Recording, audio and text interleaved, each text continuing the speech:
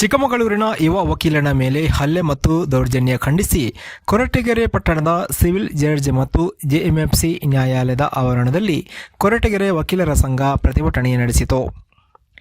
ಯುವ ವಕೀಲ ಪ್ರೀತಂ ಮೇಲೆ ಪೊಲೀಸ್ ಠಾಣೆಯಲ್ಲಿ ಮಾರಣಾಂತಿಕ ಹಲ್ಲೆ ನಡೆಸಿದ ಪ್ರಕರಣಕ್ಕೆ ಸಂಬಂಧಿಸಿದಂತೆ ಹೈಕೋರ್ಟ್ ಸೂಚನೆಯಂತೆ 6 ಮಂದಿ ಪೊಲೀಸರನ್ನು ಅಮಾನತು ಮಾಡಲಾಗಿದ್ದು, ಪೊಲೀಸ್ ಠಾಣೆಯಲ್ಲಿ ಸುಮಟೋ ಪ್ರಕರಣ ದಾಖಲಾಗಿದೆ.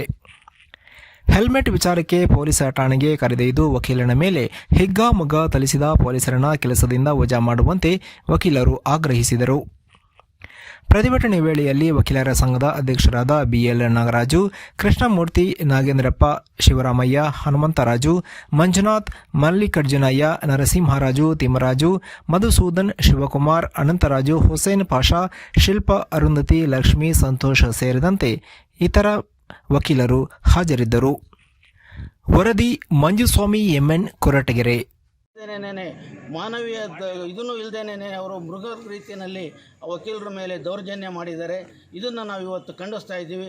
ಅದೇ ರೀತಿ ನಮ್ಮ ಹೈಕೋರ್ಟ್ ಸಹ ಸುಮೋಟಾಗಿ ಆ ವಕೀಲ ಆ ಸ್ಟೇಷನ್ ಇರೋ ಸಬ್ ಇನ್ಸ್ಪೆಕ್ಟ್ರು ಮತ್ತು 7 ಜನ ಪೇದೆಗಳ ಮೇಲೆ ಸುಮೋಟಾಗಿ 307, 554, 504, 506 ಮುಂತಾದ ಕೇಸ್ಗಳನ್ನು ಅವ್ರ ಮೇಲೆ ಈಗಾಗಲೇ FIR ಆಗಿದೆ.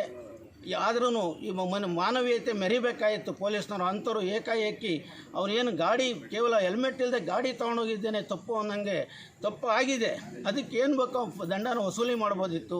ಅವನ್ನ ಮಾರಣಾಂತಿಕವಾಗಿ ಹಲ್ಲೆ ಮಾಡಿರೋದನ್ನ ನಾವು ಇವತ್ತು ಖಂಡಿಸ್ತಾ ಇದ್ದೀವಿ.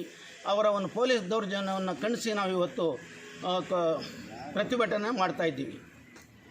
ಒಂದು ಪ್ರೀತಂ ಅಂತ ಹೇಳಿ ಅವರು ಇನ್ನು ಯುವ ವಕೀಲರು, ಹಾಗಾಗಿ ಅವ್ರ ಮೇಲೆ ಸಾಕಷ್ಟು ಹಲ್ಲೆ ಮಾಡಿದ್ದಾರೆ ಮತ್ತು ರಕ್ತಗಾಯಗಳು ಕೂಡ ಸಹ ಆಗಿದೆ.